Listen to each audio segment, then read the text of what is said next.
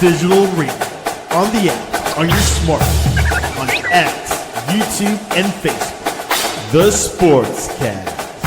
Expect the unexpected. The Donut Bag presented by The Sportscast.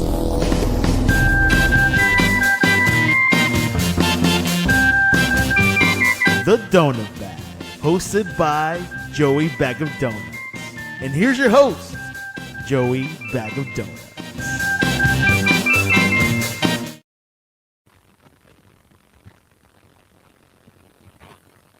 Hello.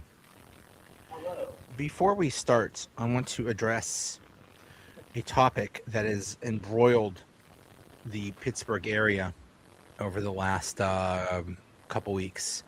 And I'm talking about parking chairs. We got that big snowstorm about 8 days ago, and we dumped about a foot of snow. And ever since then, basically what happens is somebody cleans out a spot in the city on the street, and they put a parking chair to reserve their spot. Then somebody moves that parking chair and just parks there, and then violence ensues. And even the mayor said respect the parking chair. So he said it's not law, but it's common decency. I would say this: if you're having to park somewhere temporarily,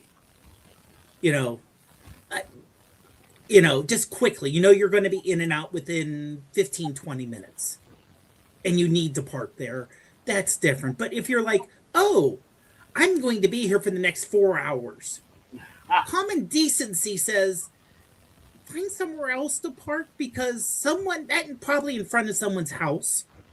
And being Pittsburgh, a lot of houses do not have off-street parking. So if you can't park in front of your house, there's nowhere else for you to park. Where I lived before I moved here, our house, no off-street parking. You had to park right in front of the house. And let's say I got out and went out and came back. If someone parked in that spot, especially with 10 inches of snow, I can't stop the car and shovel out a new spot for myself. Again, decency. Counterpoint.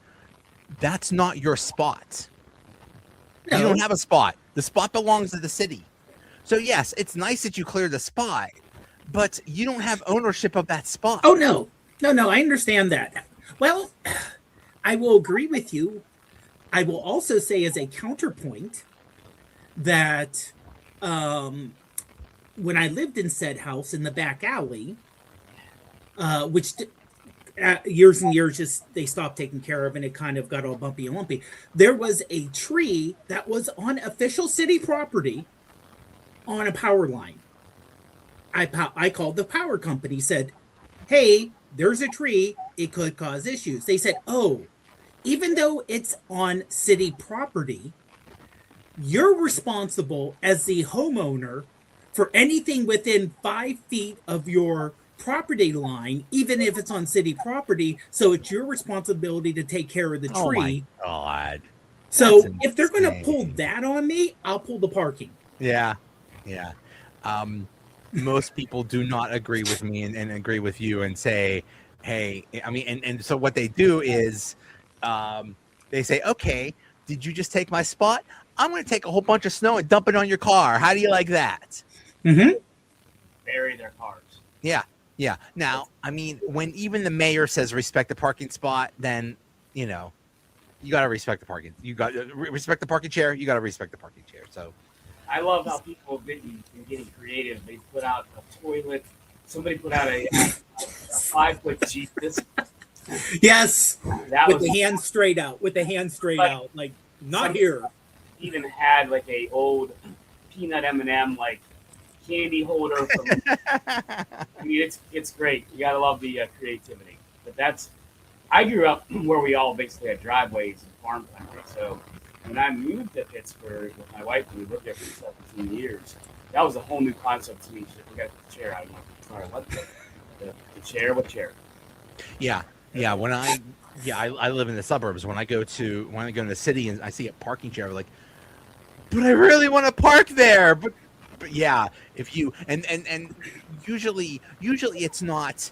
Oh, you took my parking chair or you moved my parking chair, I'm going to dump snow on you. It's, oh, I'm going to key your car. I'm going to flatten your tire. Yeah. I'm going to do some kind of violence to your car and possibly to you. So just respect the chair. But I mean, it is a crazy situation now with all the snow. It's hard to find parking downtown now. It's a crazy situation, and apparently the snow isn't going anywhere anytime soon. I mean, we got up to, it's 26 right now, like, oh, heat wave, but it's not going to get above freezing possibly the rest of this week, and who knows in the future. So just forget about this weekend, because this weekend we're going back into the deep chill again. Yes, with like down to like upper teens and lows in the single digits. Yeah, enough of this heat wave, enough of this 26 degree weather. Real men dig out parking spots and run in 0 degree weather. Like that's right. Yeah. Anyway, on to the matter at hand. So the last time we talked, Mike McCarthy was just announced as coach, and then we were going to see how it was the day before the press conference. Now, when I did, I put out a poll. I believe the day he got hired. Yeah, I believe it was either that Saturday or that Sunday. I just said, Steelers fans, are you happy with the Mike McCarthy hire? At the time, over a week ago, it was 70% no. I just did it a few hours ago, and now it's 83% yes. So did we all just come around? Did him crying at the press conference just make us all love him or something? Or, I mean, I know I changed my mind. I absolutely hated the hire, and now I'm okay with it. So did we all just change our minds? Well, it's like you and I talked a little bit about this last week at the end of the show. You know, I think a lot of us were, again, hoping for that younger hire. I think that's what we were saying. You know, it's kind of like, it's kind of like Christmas, right? You ask for a certain brand name, and you're older Christmas, right? You're older, young teenager, maybe young adult. You come down, and maybe mom and dad got you what you wanted, but they got you a different brand. But you find out that, you know what, your mom and dad spent the money, and it doesn't work that bad. It actually works okay. And I think that we're seeing that. I think the interviews have been endearing. Joe Starkey wrote an incredible column because, and I knew this was going to happen as soon as Mike McCarthy said, we're going to start the parade at 1137 Greenfield Avenue. I'm like, well, that just, how many Yinzers are going to go to 1137 Greenfield Avenue? Yeah, exactly. That's what they did, and because most of us know where that's at. So I think that always endears, Yinzers to somebody when they're from the area. And it's grown on a lot of people. But I think it's a little more than that, Joe. I think he's taken to really, he went right after the coaching. They've hired 10 new coaches in the last 2 weeks. They only retained like 2. I think that was our biggest screaming match. Dave, you mentioned it many times about Collins' coaching tree is pathetic. And he did not have a good, list of assistant coaches. And here's this guy who, when he was in Dallas, had 24, people on his staff. And he's already hired 10 new, and we're not even 2 weeks into it. So some of the changes people wanted to see are starting to happen. And I think that's endearing to him as well. Yeah, I honestly, I think that's what's calming me down, is not just who he's hiring, because he's hiring people he worked with before. He's not hiring brand new, but they're younger people. Like the defensive coordinator, he's 47. So he's not hiring a bunch of other people in their 60s, late 50s and 60s. He's hiring, and what Patrick Graham did with the Raiders, who are basically Max Crosby and 10 guys named Joe, for lack of, that's the saying, but 10 faceless names who are good, sometimes NFL players, but probably wouldn't start many other teams. And that's a respectable defense. What can he do with talent? You know, and then the offensive coordinator, they talk about the guy who used to be quarterback for him. Again, connections. But again, this is every industry. When someone comes in, and this is outside of sports, someone comes into an executive position and they start filling positions, it's people they used to work with. You know, I've been in a place where a department head comes in and, okay, so they're the director of the department, but the manager for the department was the person they worked with at an earlier job because they're comfortable with them. They know what they're doing. And the other thing that makes me feel better is they're hiring more coaches. You know, they're hiring not just a coordinator, but a passing, overall defensive specialist. Or the defensive backs coach is also the passing specialist for the entire defense. And everyone was yelling, and I was one of them before, Art Rooney's so cheap, he won't hire any additional coaches. It's like, okay, he's hiring additional coaches. Did McCarthy go for that much less than Tomlin? Or was this a Tomlin being a younger guy was still old school, stuck in his, I have these coaches, I don't need 30 coaches on each side of the ball. I'm good with 5. We were good for 5 in the past. I don't need any more. This is all, just something new and it's going to pass over type thing. Yeah, we don't know. It's very possible. Rooney told Tomlin, "Hey, the budget for coaches is 18 million, and by the way, you're making 17 million, so you got to make $1 million work with whatever else you're going to hire." That could be it, because I'm sure Mike McCarthy is making a lot less than Tomlin did. So yeah, so now he has more money, or maybe that's just a philosophy Tomlin and McCarthy has a different one. I don't know. Yeah. I could see benefits to both. Sometimes when you have too many people, it's not good, but sometimes you need more people. So I don't care. But yeah, heck, even there's a chief of staff. What is this guy going to do? Is he going to have press conferences every day, like the White House? Well, is this? And someone was putting that up, and someone said, look, you need someone you don't necessarily want the head coach to do administrative work. Right. So that your chief of staff is hey, we're having a practice at this time. So the chief of staff goes and makes sure everything behind the scenes is taken care of. You're like, okay, we're going to do this, and the chief of staff goes and says, okay, we need catering here, we need this here, we need it. I'm coordinating this here.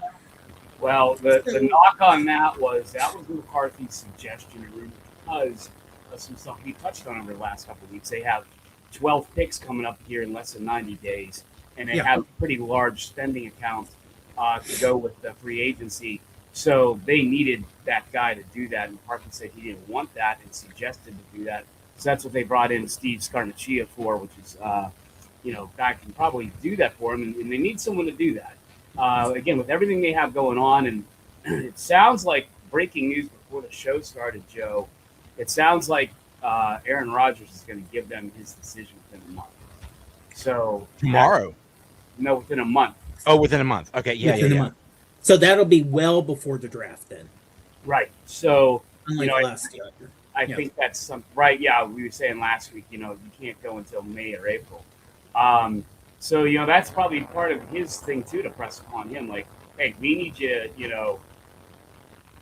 Crawford, get off the pot on this because we need to know what we want to do with our QB room. So that was Mike McCarthy's suggestion, and here we are. So now we have a chief of staff, which I think Mike Tomlin was a chief of staff for the last 19 years or whatever it's been. And so I think it's a smart move, considering where the Steelers are right now in their complacency to, just not have that in the past and realize where they are with all of the opportunity they have going into the season next. I just like it because it's different. That is, as a coach, Tomlin was great, but everything else he was terrible at. And one of the things he was terrible at was the coordinators just were not good enough. Yeah. He's done this for years. He had his buddy Keith Butler be the defensive coordinator for years. He had his buddy, what's his face, was the offensive coordinator for a while. I forget his name. It wasn't qualified people. It was just his buddies, people he liked to work with.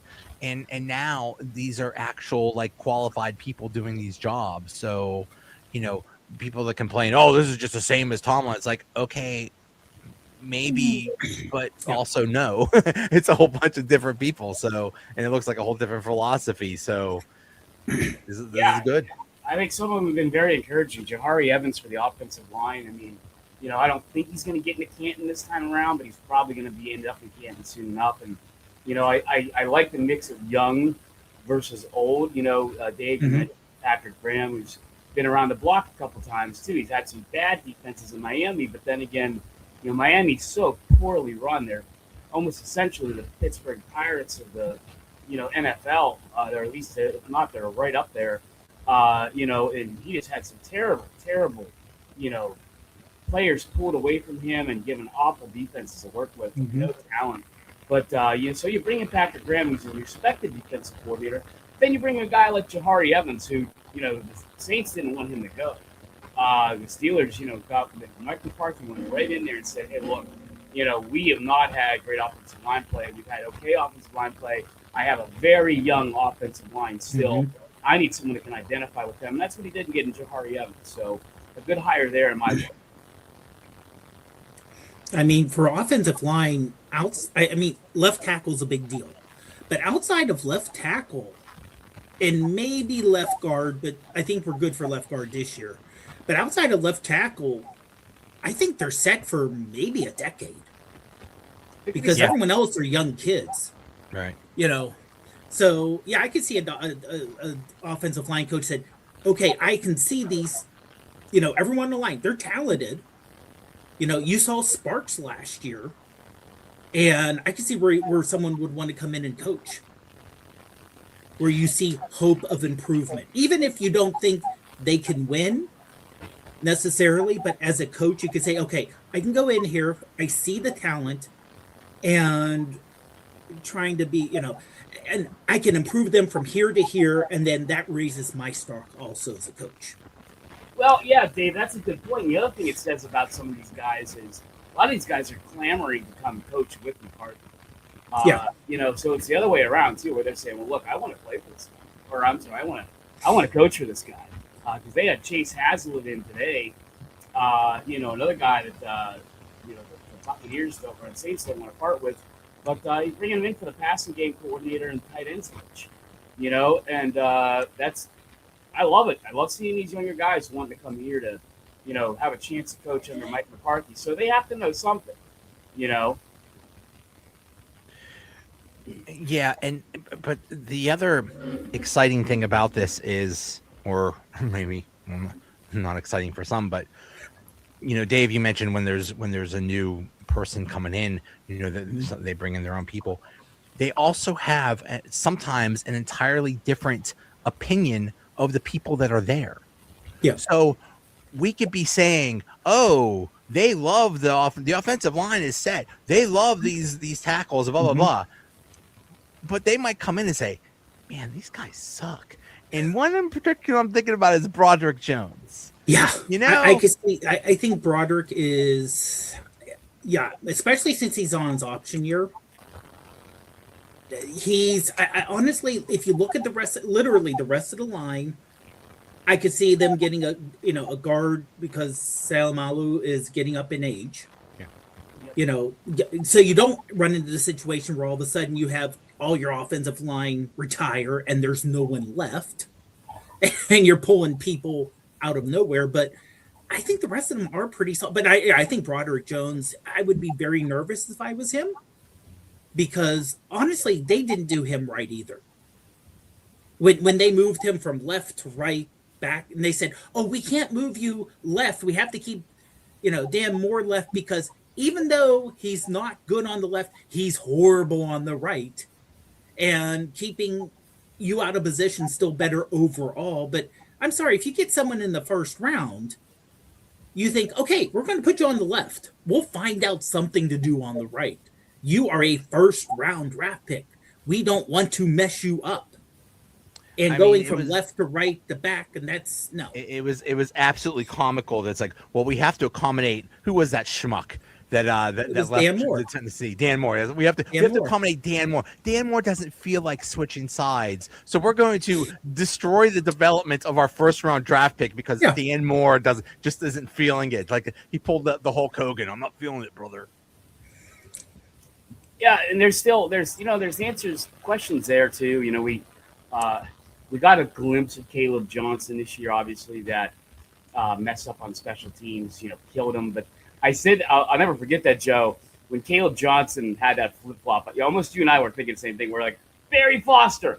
Exactly. Barry Foster did the same thing. And then what happens? Barry Foster comes in under Cowher and goes for 1,600 yards the next year and is almost, so they brought in Raymond Chin Young, and Chin Young is great at developing young running backs.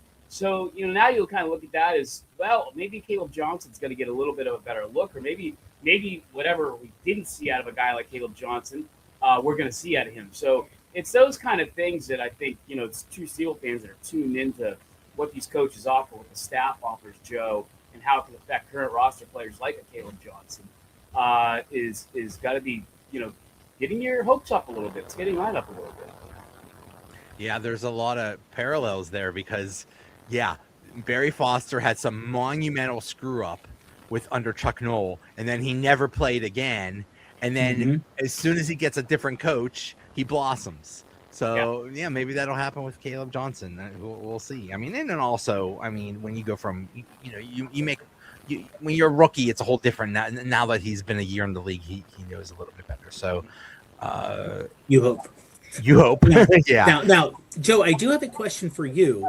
As a Pitt guy, what do you think about Frank Cignetti? Did I get the name right? Yeah.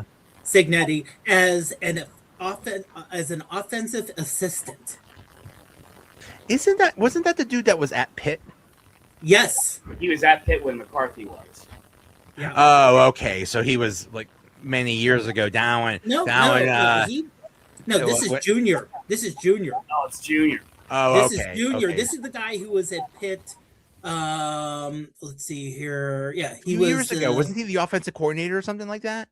Like 2 years ago. Yeah, in like he was absolutely 23. Horrible as offensive coordinator. So, so hopefully he doesn't have to do any offensive coordinator stuff because he was absolutely horrible. But yeah, I mean, it's hard to say about any of these, assistants or whatever.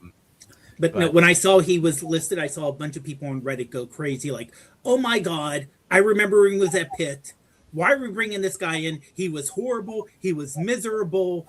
He ruined Pitt's offense. He couldn't do anything. And now you're bringing, well, I don't understand. Well, but that's the thing, Dave. In a way, what you're asking is bringing up the point that I think a lot of people are, maybe inspired by. Joe has it on the runner there. McCarthy had staff. So they added him. But they also had that Scott Tolson from the Saints in 2 days ago. They had the other guy in, and they're also at that same label, Dave, with offensive assistant or something. So it's like we don't know what in the hell all these guys are going to do. Yeah. We may have 4 offensive coordinators, going at one time, and that's where looking back when he was at Dallas and had 24 assistants, it's like, well, Joe, you're an offensive assistant. We didn't really say exactly of what. Dave, you're the other offensive assistant. Right. Darren, you're also an offensive assistant, and it's almost like hiding the ball under the cups. Yeah. What does he exactly do? Well, we're not sure yet, but he's obviously bringing in more than one. But Dave, I had a little bit of reservation on that one. That's a good call out. Just like with Capman a little bit. We'll see. But it's funny how they hired David Crossman today, so actually it was 11. Special teams coordinator. And then of course you see that, and then there's a bunch of Dolphins fans like, good luck, Pittsburgh, enjoy that loser. I mean, we had some, and then if you look into the fine too, some people say, well, he's an expert at getting runners and gunners. down the field. And when he was there, Dolphins did have, the best coverage by yards and all this crap. And so, I don't know. If you look at David Crossman's stats as a special teams guy for the last couple of years, not so good. But, we'll see what he does here in Pittsburgh. Yeah, we'll see. Hopefully Tolson becomes the offensive coordinator, although McCarthy is the one calling the plays. But they did get a defensive coordinator, and this is probably the second most important position, because if McCarthy is the offensive guy, he's going to be worried about offense. Now I got to have somebody that handles the defense. Mm-hmm. So that guy becomes very important, because we know how Tomlin was. Tomlin was basically either the defensive coordinator or worked very closely with the defense and just let the offense do whatever the hell they want. So, well, actually, no, he was restricting them big time, but still. Yeah. So this is Patrick Graham from the Raiders, and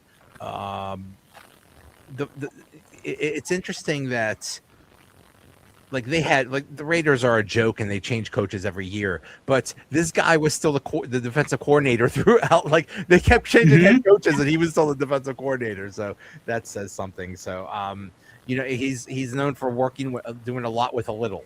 Well, now he's going to have a lot in theory. So we'll see how that goes. Is he or isn't he not, Joe? I think that was something interesting, because I think there's some guys who got to go. But I'll let you throw the questions up. But I don't know. I'm still up about getting rid of TJ, but that may be another question. Okay, who's going? I think Patrick Queen's going to be gone. I would. With Patrick Queen being gone. Dave, you and I touched on this a couple weeks ago. Yeah, I mean, now I'd say this: especially at his salary, I think he's gone. His salary is way too high. If they could restructure and bring him down for a much lower salary, if they think he's worth it for like a half or third of the price, that could be different. But at how much he's taking out, no, you could as well. I mean, he's had very small hints of, that was a good play, but no, he needs, like I said, for the money, they can cut him. There's not going to be a lot of dead cap space. So So, but trading away TJ, that's especially on a new contract with all that money now, that's going to be tough. So that's going to be the hardest thing. To give Dave some validity there, not that he doesn't need it for me, but the Steelers would only eat about $3.86 million dead cap space with Queen. And they'd actually save $13.33 million. So to me, yeah. So James Harrison already announced this. He said on his podcast, and this is even before McCarthy got hired. He said they already let Queen go. So maybe Patrick Queen's gone. So that's I mean, it was the last year of his deal, but still. Yeah. I mean, well, and usually when something like that happens, especially Patrick Queen, who gets on social media a lot, he would, if it was not true, he would say, "Oh, well, he's being ridiculous." Of course, that's not true. No, he didn't say a damn thing, so that's probably true. I'd be afraid to say anything to go to James Harrison eating my lungs. Right. I wouldn't give a fifth-year option to Broderick Jones. I don't know how you guys feel about that, but I don't think they can afford to give him, guarantee him $20 million. No. Repeat. The problem is that he has that neck injury, and you never know with neck injuries. I mean, that could be a career killer. And by the way, Dylan Cook was awesome. So it's like we might have our tackle, and you draft one in a later round this year or something like that if you want to develop another tackle or something like that. So Broderick Jones, it just might not work out. But that's a fascinating thing. We don't know. There might be people that they're in love with. They might be in love with Broderick Jones. Who knows? I think another interesting one is what's his face? Jalen Ramsey. If he's going to be the safety, that's a lot of money to pay a safety. We already did that with Minka. Yeah. I don't know. And hopefully they're going to be getting. I mean, they have 12 draft picks. So I'm hoping, and I would say this partially from what I heard from Chris Carter, because I don't want to steal information, but partially just to make sense. Two wide receivers in the draft, high up wide receivers. I don't know if you want to trade up because he was talking about trading up to 11 to get like one of the higher end ones. But, definitely two wide receivers in the first 3 rounds, at least. Maybe two in the first 2 if you can trade all your 12 picks. Get a safety high up. You have 12 picks, use them to build. You have holes. Yes, left tackle, you're not going to get a left tackle in the draft. I understand that. It's damn near impossible.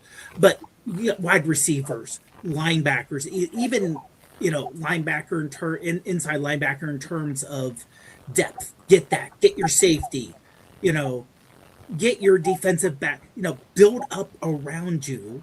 And yes, you're not going to get a quarterback this year. And Yinzers may be disappointed. If they're there, I don't think they will be. At least the ones with any common sense. No, I wouldn't go 5 rounds, Dave. I think that's a great point, Dave. I'd go 5 rounds before I even touch the QB because after Mendoza, and I'm not even sure, we could probably have a whole other segment. I'm not even sold that Mendoza is going to be a great NFL quarterback. He might be, he might not be, but after him, it's such a steep decline. Dave, I'm 100% with you on that one. I wouldn't touch a quarterback until round 6 if there's somebody floating out there. Good point. So as of, I'm looking at a mock draft, and 2 of the top wide receivers are Denzel Boston of Washington and Carnell Tate of Ohio State. And this mock draft has them going 13 and 14. So if you want them, you're going to have to trade up. Yeah. In this mock draft, Ty Simpson, the quarterback, went at 16. So that he scares the crap out of me because I feel like that's Kenny Pickett 2.0. Mm-hmm. Like if you're really that good, you'd be going top 5 because a lot of teams need a quarterback. So that's a little bit scary. In this, for some reason, this mock draft has the Steelers taking a cornerback at 21. Interesting. I mean, okay, sure. I mean, if you want to have a possible shutdown across from Joey Porter Jr., I mean, but in terms of need, to me, the need is much lower than, if you want to say wide receiver 2 as a rookie or someone who could be another wide receiver 1 in a couple years. Well, top end talent. They desperately need 2 wide receivers because I think McCarthy likes to work out of 3 wide receiver sets. Yeah. So you're drafting at least 1 or 2, and maybe you get one in free agency. I actually have a crush on Alec Pierce. Oh. He's only 26, and he's guys, he's perfect. I think I'm in love. He's 6'3", 211 pounds, and he's like basically everything you want. He's big. He does everything. He's big. He's fast. He makes comeback catches. He's just a great overall thing. I would love to grab him in free agency. And if we're not going to spend a lot of money on quarterback, and we have a lot of money to spend, hey, let's go for it. Yeah, I don't see Aaron Rodgers saying, you got me for what did he come in for last year? I forget. Was it 10 million? 10 or 10 million? I don't see him saying, you know what? I want 30 this year. He might. But I given the fact that really the options for him right now are come back to the Steelers with the coach he knows, with the system he knows, it's a system he knows, with an offensive line, little familiarity, or go to the Vikings. Right. Go to the Vikings where you not only have to now, you're in a much better division with Green Bay and Detroit being, we were all shocked Detroit didn't make the playoffs. Right. Well, I mean, if there was a team decimated by injury on defense. Right. They were decimated. But I mean, there's no bad teams in NFC North. At least here you have the Browns you're playing. Or the Bengals, or the Ravens. I mean, that's the thing with Joe. Joe and I made the point last week that, we need a losing season. What's damn hard when we play in the worst damn conference in the entire league? We got to play the Bengals and the Brownies and the and the Ravens are just. I think the Ravens are in the same position we are. They're rebuilding, and there's a rebuilding word. Let me hit on that real quick, too, Joe. Last night, AMC, and I think part 2's tonight. They had a great documentary. It's called The Rise of the 49ers. And, so the Niners win it in 81. They beat the Bengals 26-21. Then they win their second. But then they started struggling. And there's E.J. DeBartolo, who's a big fan, loved down here in Pittsburgh, saying, well, we had to figure, we talked to Bill Walsh, and we had to figure out, how to rebuild and reload. And that's what we're talking about tonight. I don't know why the Roonies will not focus on. We're talking about rebuilding and reloading. Every point I think a lot of us have made tonight, from Patrick Queen to Ramsey to whatever, that's part of what we're talking about right now. And these receivers, go get a free agency, trade these guys. That's why you're not going to get anything better than you are right now for TJ Watt. I know it's not the popular thing. I'm for trading him. I think you can get a return on investment for him. Dave, I think you're right. You take some of those 12 draft picks, you start throwing TJ Watt in there, a couple draft picks. All of a sudden, we may be sitting with another draft pick in the first round come April. It's not first round, higher second, because I'm hearing people saying right now, because TJ has not had the last couple of years, we're not at the high level. You're going to get a third round draft pick for him. No. I'd take a second at the worst. I would take a second.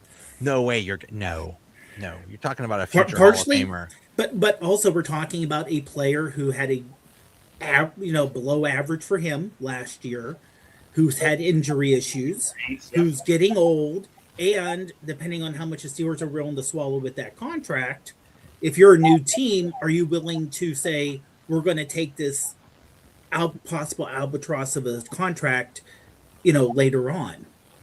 I mean, the thing that the one trade, and this is Pirates, this isn't Steelers, was trading away Tony Pena for Andy Van Slyke, Mike Dunn, which no one remembers, but he was a good pitcher. Yeah, we had one good year. Yeah. Yep, and Mike LaValliere. You had your center fielder, you had your catcher of the future, and you traded away the most popular Pirate of the 80s. I mean, after Willie Stargell retired, it was Tony Pena. When I was catcher, remember he would have one leg way out, sit down, he would have. That's how I would. He had that actually. Weird Jason stance. Thompson was my hero back then on those really bad mid 80s teams. But you trade one player and you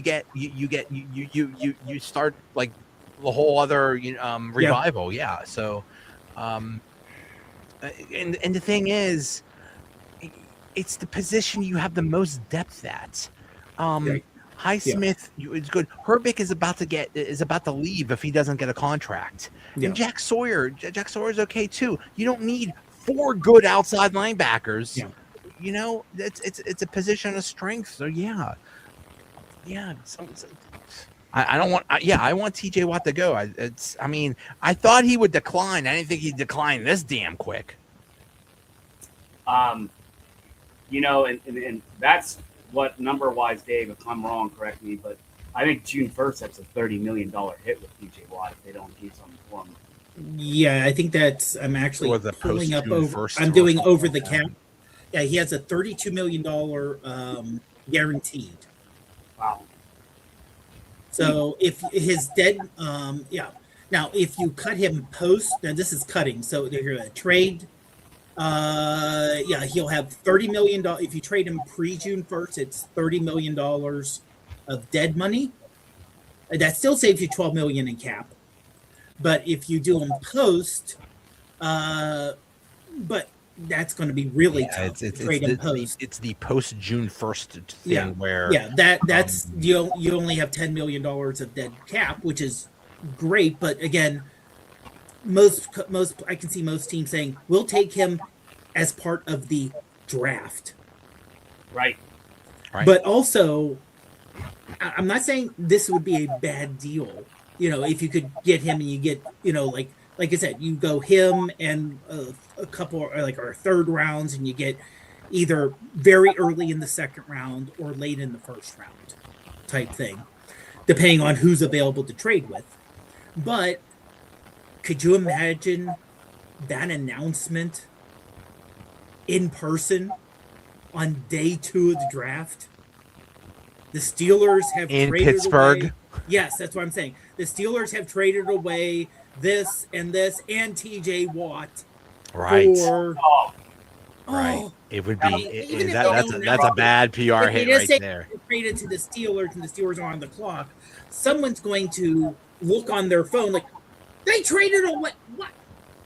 I hope they have plastic bottles or paper cups because they don't fly well.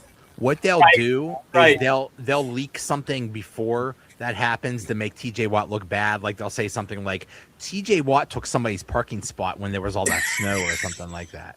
Like they'll make him look bad. TJ Watt, I saw TJ Watt use Hunt's ketchup, people.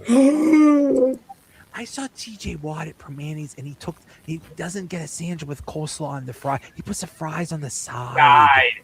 Ugh. Yeah, I don't.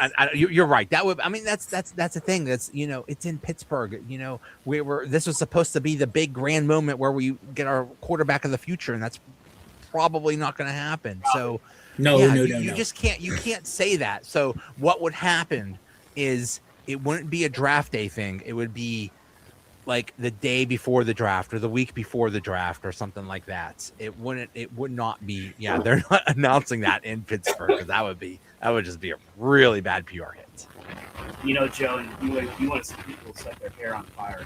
I'm not so sure you're asking who's going. If Cam Hayward comes out and asks for not more money again, which I don't think is outside the realm of possibility. And it might not be shocked. I think he may ask for more money again. I mean, people are going to lose their ever-loving what over that one. But I don't think that's out of the realm of possibility either. Yeah. 4 or 5 minutes more. I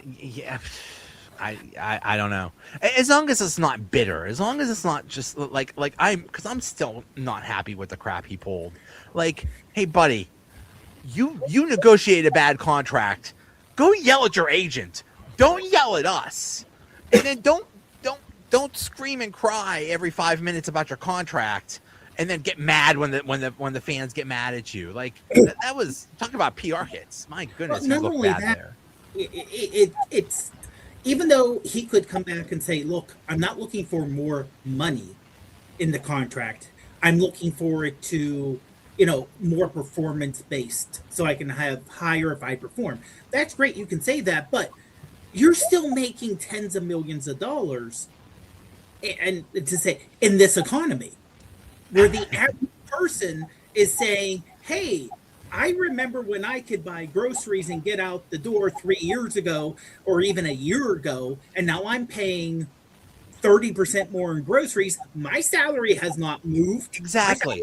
He's acting like he's crying poor, and meanwhile his earnings were $131 million.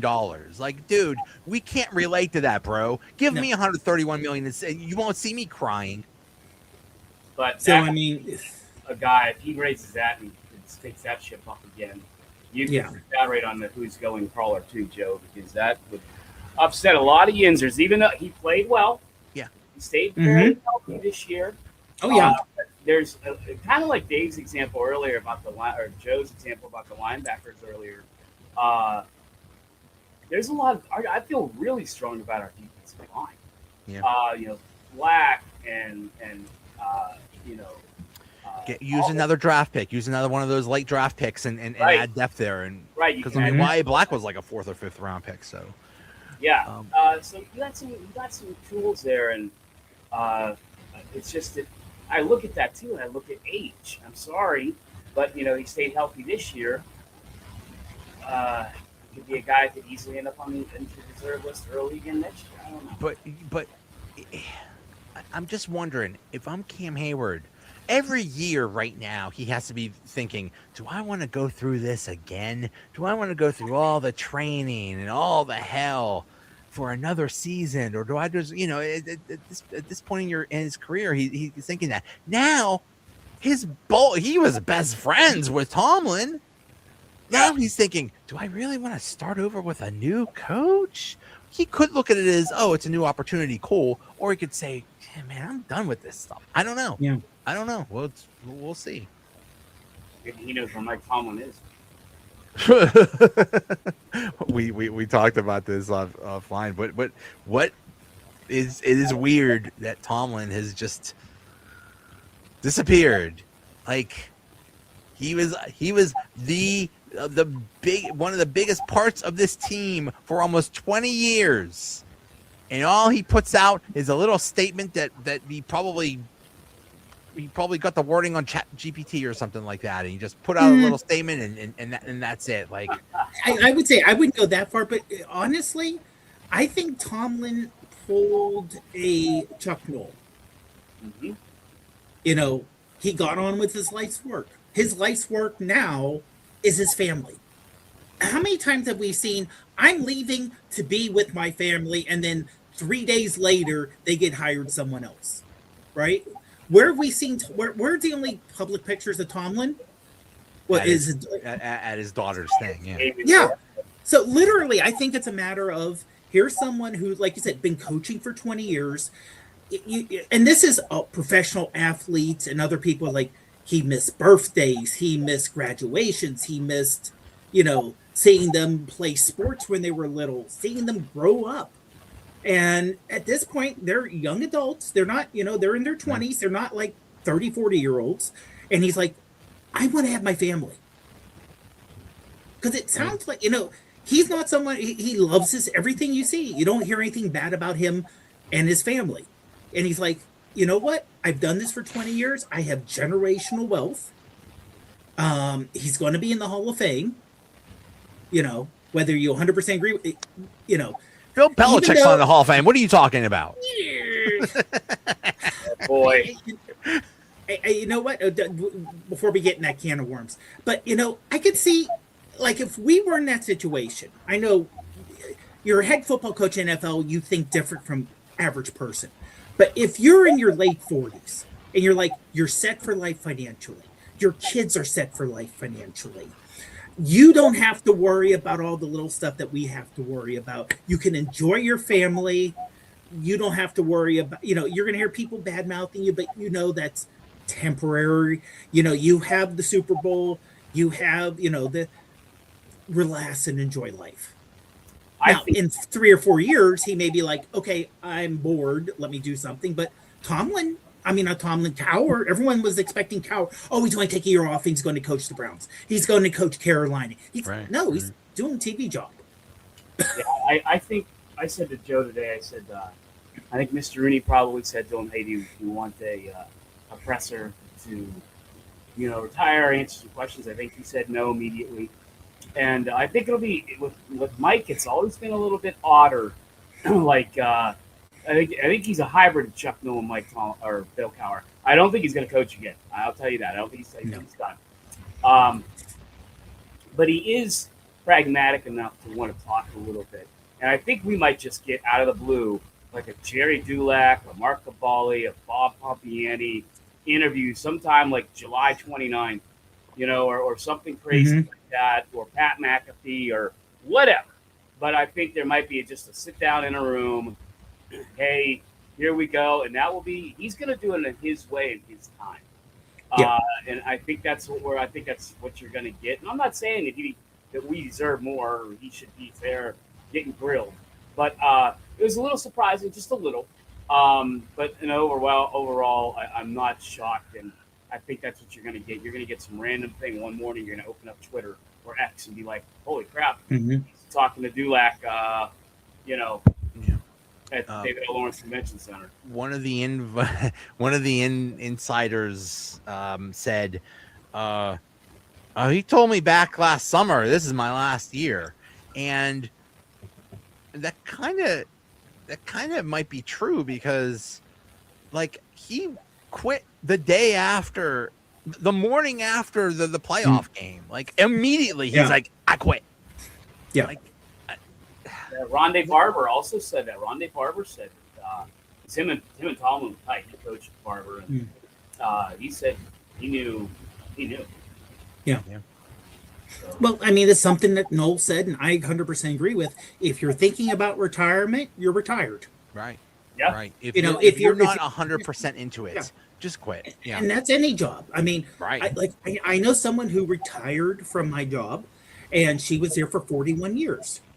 And I guarantee you that last year that she was working, she worked her ass off. I don't want to say she didn't, but she had in her mind, she had a countdown on her phone 3 years ago to her retirement date. Oh my goodness. Okay. Well, I mean, like literally, you're at a company for, it may have been longer, 42, 43 years at the same company. And you're like, you know what? I'm going to retire when I hit 63. Here's the countdown. I'm going to do, no, she was there 45 years because she started in high school. And she's like, you know what? Here's the day I'm going to retire. It's a countdown. And then you're thinking, okay, here's a new system coming up. Well, will it be installed by the time I retire? Probably not. So you know what? I don't have to worry about it. Well, unfortunately, Mike Tomlin has not has only seen the start of Howard Mania. One of the big quotes from McCarthy in his first press conference said, "I'm real excited about Will Howard." So, it's to me it's comical. Hey, maybe he is good. Maybe he's the next Tom Brady. I don't know, but people are actually saying just let him play all 17 games. Screw Aaron Rodgers. Just let him play. Like, come on, guys. But you know what though? I'll say this: as an incoming head coach, I would expect him to pump up the players he has. You know, even if he's not 100%, you give them the like, oh, I'm so excited to work with this new team and this third string quarterback who's coming off a season-ending injury who's never played. But I see good things in him. But I'm not saying it's not. He may actually think that, but you don't throw your players underneath the bus. Nobody ever says I'm real excited about Mason Rudolph. Poor Mason. He's just yeah. Nobody said I'm real excited about Skylar Thompson. Come on. Unless you're Terry Pagula, then you're gonna throw you're gonna go Bills Mafia. You're gonna throw that guy under the bus. Actually, Dave, I think that you got the cool picture up behind you of Hump and Yeah. And I think in that interview, Joe, I think he said it twice, or it was the second time he said it about being excited about Will Howard. And I mean, he did get to see a sample of him at Ohio State. And I do believe that Aaron Rodgers may have said to him, "Hey, this kid may have potential." So maybe that's where he's getting his information from. Because otherwise, I'm right there with Joe. Like, how do you know? How would you know? But I mean, again, the guy won a national championship, and he had a heck of a receiving core to do it with. So there is some film out there on him, but but no NFL film. And as we all know, there's a huge difference between college, even high level college, and NFL. Right. And maybe he, like I said, he talked to people. I mean, I honestly, I don't know how much to take Ben Roethlisberger's opinion on football, just because Ben's been out of the league for a while now. And Ben was always the type of player that at least looking outward in, he relied on the fact he was bigger, stronger, faster than everyone else. And he didn't necessarily have to outthink you to win. If you were a linebacker trying to sack Ben, he could take it, push you off, run around, and then throw a ball in his younger years. He didn't have to study the defense and know this is going to happen. He did stand lock ball. So now you have Ben coming out, oh, I really like Will Howard, and he's so happy Mike McCarthy got hired, and, he's all in, and he's happy. It's like, like I said, not saying great player, same thing with Bradshaw. Bradshaw also had two of the greatest one of the greatest wide receiver combos ever, but Bradshaw was like, oh, something's happened wrong. There's Swan. I got the arm. I'm going to throw it high. He'll catch it. He didn't have to know the game. He had the physical talent, and he had the teammates that could bail him out. They say, Chuck Noll says you need to get on with your life work. And apparently your life's work involves starting a podcast, because between Ben, James Harrison, Mm-hmm. Cam Hayward already has one. He hasn't even retired yet. Trey Essex and Charlie Batch have a podcast. hey, get on our level, okay? We've been doing this for 8 years. Get on my level. No, yeah, it's. I mean, I take anything Ben says with a grain of salt, because he's trying to get views for his podcast, and hey, that's the thing. So, whatever. Well, it's not comical. It's just we don't know, and we just don't know about the guy. You can't make him the starter. I'm sorry, you can't. No. You're not allowed. You can't make him the starter. I mean, the only reason. Yeah, I'm sorry, Jeff. It's probably going to be Aaron Rodgers, and we'll see what happens. And I mean, Mason, I think, is still here for another year, and then you make Will Howard the third quarterback, and we'll see what happens. Maybe he'll see some time this year. I mean, just let him play in the preseason. Just let him play every preseason snap. Get him all the reps he can get to make up for last year. We'll see what happens. Well, yeah, I don't think even if Aaron Rodgers come back, I do not see him playing at all in the preseason. There's no reason to. Literally, they're outside of conditioning and having that first hit where you're like, okay, that's what it's been 6 months, 8 months, whatever. That's what it feels like. I'm okay. I can get up and move, But other than that, yeah, I mean, honestly, have Mason get ready, have Will Howard get ready, and have them play. I think that was the plan this year, before he got hurt. I think that's where Will Howard mania kicks in right there. That's you want, and especially if he starts going crazy against second and third stringers, which mostly he probably will. So yeah, and then like I said, then it's going to be going crazy. But I could see in the middle of the year, Aaron Rodgers had an amazing stretch of being healthy last year for as old of a quarterback. And as long as he's played, he missed a game and a half. That's it. Literally, that's it. So, that could happen again. It could happen where he misses 2 or 3 games. Who knows? But it's still, Mason goes in first because he's a veteran. He knows what he's doing. And if he goes crazy, bad, he has the bad game, then you put Howard in and think, okay, here's your chance, kid. Well, the funny thing, too, is Mason Rudolph going to be brought back? Because he's very much a product of the Mike Tomlin, feel safe with him. He probably is. But, it's not like they have 1,000 quarterbacks to spare. But it'd be interesting to see if Mason Rudolph didn't make the cut either. And they brought in more, somebody else with. Well, I mean. Not exactly like he was good last year. No. And he did have that one start. Yeah, and that was bad. I mean, when he came in as backup, mid-game, he did good. But again, the thing is, who else? What other backups do you have out there that you can say, okay, we're going to get rid of Mason, we're going to bring in this backup quarterback from this team, right, or this guy who's we could just do the funniest thing ever. Let's admit it. The Steelers could do Joe the Flacco. Funniest thing ever. Flacco could do the Grand Slam. Right. Flacco could do all the AFC North Infinity Stones. Right. Exactly. Yeah. Uh-huh. But I mean, honestly, if you look at these 30 plus, almost 40-year-old quarterbacks, they're not doing horrible coming in. Flacco did not do bad. He did not embarrass himself. The Bengals suck, especially on defense, but he didn't suck. Let's bring back Ben. Hey, why not? One of the Infinity Stones would put chairs in your parking spot. Or if you want to see Joe lose it, bring in Kyler Murray.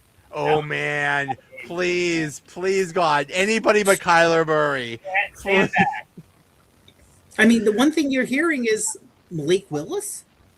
Malik Willis is another. And that's what I'm saying, Dave. I mean, You know, But do you bring him? But would he accept being? Because if you bring him in and you bring Aaron Rodgers back, you're saying Malik, you're a backup. You can't do that. You just can't do It that. would he? I don't think, especially with the run he had at the end of the year, someone will give him a starting job, or at least a shot at a starting job. Yeah, the Jets, and they'll ruin him like they ruined. Oh, yeah. But that's the thing. Somebody's going to overpay for him. Yeah. Like he's going to make like Josh Allen money or something like that, and it's going to be absolutely ridiculous. Remember, everybody's salary cap went up 30 million or something this year. 30 million, yeah. So I mean, the Steelers have a lot of space, but now everybody has a lot of space because of this increase. So Not everyone. Well, Not yeah, everyone. no. There's some teams that are like in the negative or something. The Chiefs are. There's a lot of teams. The Chiefs are 61 in the negative million. The Vikings are 45, and this is from over the cap. So, and don't forget our favorite team, the Browns. Deshaun Watson's cap number for this year is $80 million. God bless them. Bless their little hearts. You know what? Cleveland deserves it for getting a guy with his background. I'm sorry. Wow. They are an absolute joke, and they're a clown show. And I mean, it's the same teams every year do the same clown crap. The Browns and the Jets do the same clown crap every year because they're run by absolute jokes. They're run by clowns, and so they do clown behavior, and they'll always be that way. I mean, look what the Browns did with their who wanted Todd Monken? What a dumb idea for a coach. Like, you could have got a whole bunch of people. You get out now. That could be the case that nobody wanted to coach for the Browns. That could be possible. A lot of them didn't. I mean, how many of those guys canceled their interviews with them, Joe? Yeah. I mean, that was at least 3 or 4 by my count that said, you know what, I'm not going to come in today. Right, and they made him like fill out essays and all this other stupid crap. Like they were going full corporate. They were going full. Oh, you want to be a VP at our corporate? You need to pass these 5 interviews. We need a personality test. We need this test. We need that test for a head coach. It is brutal trying to get a job right now. I have a friend trying to get a job, and that's exactly the crap. It's like 5, 6, 7 rounds of interviews, and then you got to go run through all these hoops. It's absolutely insane. So yeah. The Browns is the Browns. So who is going to win the Super Bowl? Seahawks, right? I've got Seattle. Yeah, me too. Everything yells Seattle at me, but it's the Patriots. It's not your father's Patriots. True, but it's still the Patriots. Right. Just like, let's say in 95 when it was Dallas versus the Steelers. Okay? It was not the same Cowboys versus the Steelers from the 70s. But still, people thought, wait a minute, why are these teams back again? Even though it was a decade and a half, and this time it's only been 6, 7 years, it's still again. So, you know what? Vrabel's a good coach. Drake May is not top flight yet. He's a decent quarterback. I don't think it's going to be a blowout. No. It's not going to be a blowout. And we all know if you're within a touchdown and you're halfway through that 4th quarter, weird stuff happens. Someone throws a ball, it bounces off their hands and gets an interception. I think it is going to be a blowout. I think it's going to be a blowout. You think Seattle's is going to destroy him? Yeah. And I think... Don't get me wrong. I want that. I think that's another reason why I don't think it's going to happen. I want it. The Patriots encountered a whole bunch of 4-leaf clovers. They got so lucky all year. Anytime they faced anything hard, they ended up facing the easy thing. Like, we're about to face Bo Nix in the AFC Championship. Nope, we're gonna place this dude that hasn't played. So they're the Kansas City Chiefs of last year. Pretty much, yeah. And look what happened to the Chiefs. Yeah, in the Super Bowl, and their luck's gonna run out because Seattle is just They're just Well, I'll good say all this. around. I have a friend who lives in Seattle. I know through wrestling, and the minute the Super Bowl was set, okay, I posted on her Facebook thing and said, "Don't F it up this time, Seattle." Literally, I have a friend, and she responded, "Don't put that evil out on me." I said, I also have a friend in Seattle. I said, hey, good luck. And they said, we better run the damn ball this time. They're still not over that. Remember, they weren't over the Steelers. Oh, they're Super still Bowl. not. They're still not. We're not over because they're Mendenhall. complaining that the refs handed the Super Bowl to the Steelers. And no, they are still not over that damn. Here's the guy's name is Beast Mode. You might want to give him the ball. I don't blame them. We're still not over Mendenhall, but God. Exactly. Yeah. Exactly. Mike McCarthy and Aaron Rodgers would be shut out if it wasn't for Mendenhall handing the game to them. Well, I would say this: Mendenhall handing, but remember, wasn't Ben's first pass a pick six? Ben threw a pick six. Yeah. Like early on. So if he doesn't throw that pick six and then have to lead from behind, Right. It's the same thing of, the kicker lost him the game. No. If you're a better team, you should not have to come down to a kicker hitting, a wild field goal. When like you rely on the Ravens. kicker, we lost because of the kicker. Or when you rely on the refs or something like, this ref called decide the game. If it's that close, it's on you. It's on you that you let it be that close, and that's as much as you want to say it was Neil O'Donnell's fault.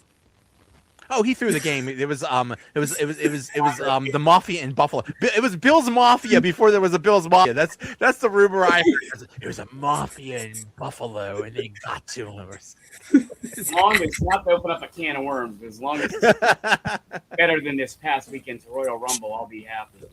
The men's Rumble. Now I will say this: the women's Rumble, I didn't hate. The women's Rumble was not bad. The men's Rumble. You don't play a pay-per-view at 2 p.m. in the afternoon. I don't care what's going on. I don't want to. Just for many reasons, it should not be in Saudi Arabia. But you do not run a pay-per-view, one of your biggest shows, at 2 p.m. on a weekend. Here's the thing. Here's the crazy thing. It was 10. They started 10 p.m. at night Saudi time.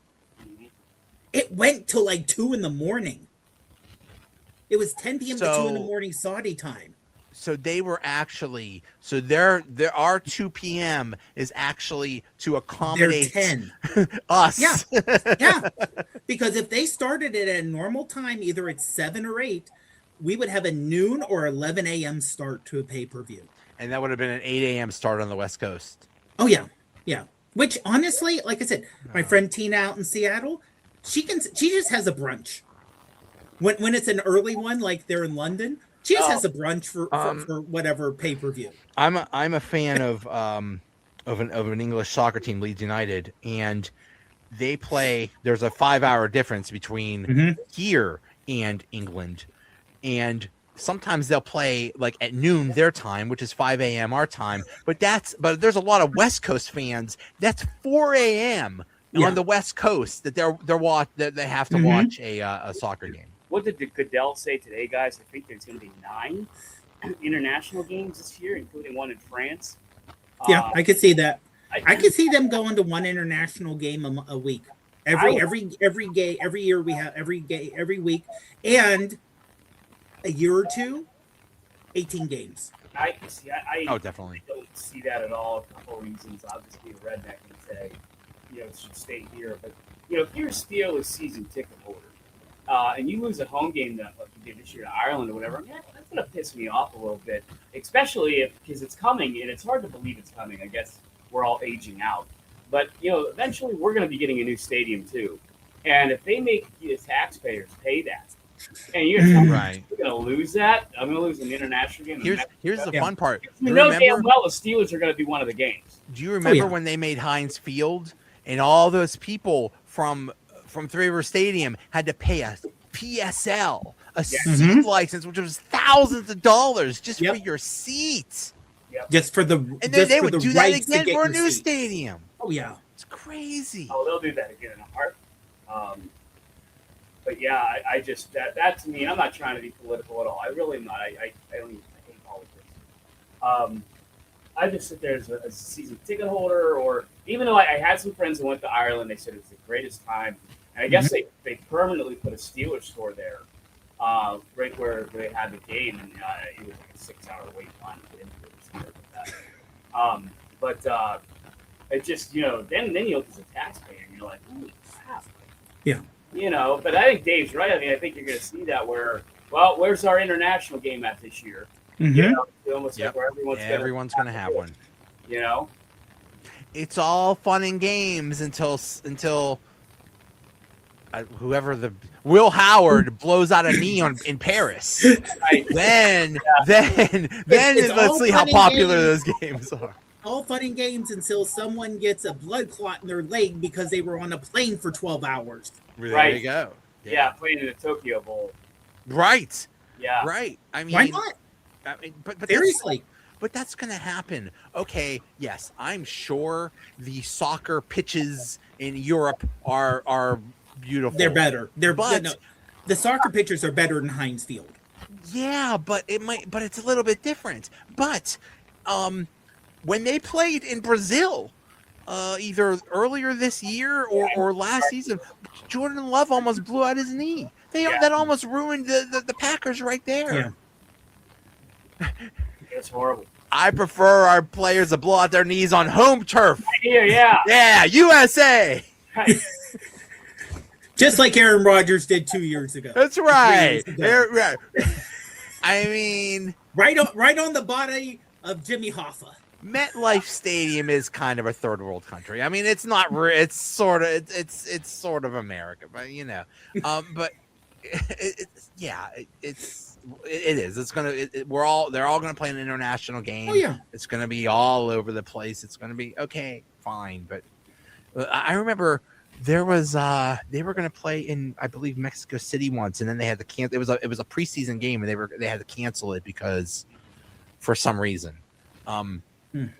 But as popular as the Steelers are in Ireland, they're like 10 times more popular in Mexico. Yeah, they are like I'm shocked it hasn't happened yet. That there is, I mean, because of I'm not sure why, but I think there's like almost as many Mexican Steeler fans as there are fans like American Steelers fans. It is. Oh yeah. It's crazy. It wouldn't shock me. But so how long? We were talking about the Rumble. How long till we get our first Saudi game? Oh, I'm sure that's close. How long do we get till our first team owned by the Saudis? Right. I'm sure I think there's rules against that, but maybe not. Or maybe the Saudis will just make their own league, like Live Golf. And they'll take TJ Watt from us or something like that, and go play. That's what they did. $1 million. Yeah.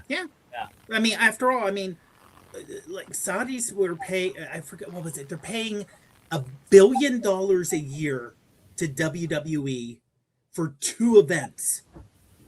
Yeah. For 2, and the stadium that the Rumble was at was built in 3 weeks. Yeah, the pockets are deep. I would not set foot in that arena. I saw it's like, here, this is just a patch of dirt, and now it's going to be a stadium. Like, I don't want to go anywhere near that thing. You go in the upper deck of that thing, you're going to fall. But I think they added France this year, so I think you're right. I think it's a matter of a year before we're playing in Saudi Arabia. Yeah, without question, absolutely. Yeah. Yep. Fun. It's fantastic. Insert Ted DiBiase gif here. Right. Right. $1 million belt. I got it right here, baby. There we go. It is dangerous. It has a lot of pointy metal things. But anyway, surprised Virgil didn't get stabbed or something with that thing. But all right, guys, thank you so much. Let's hope for a good Super Bowl. But I hate to say it, I don't really like the Seahawks, but go Seahawks because I don't want the Patriots. Agreed. Yeah. Honestly, I don't want a good Super Bowl. I want Seahawks to blow out the Patriots. I just want good commercials. which we'll know in like 3 days anyway. I gotta learn Spanish so I could hear the halftime show. You know, Bad Bunny. So, who is actually a good wrestler? I have a lot of respect for him because he is a good wrestler. Oh yeah. The times that that's all I know he'll bring from out Damian Priest. He'll bring out Damian Priest at halftime and do a couple moves. There you go. When they said Bad Bunny was going to host the thing, I'm like, the wrestler? Why do you have a wrestler at halftime? I didn't even know he was a singer. All right, guys. Hey, I'll see you. Good night, guys. Have a great week. You too, Dave.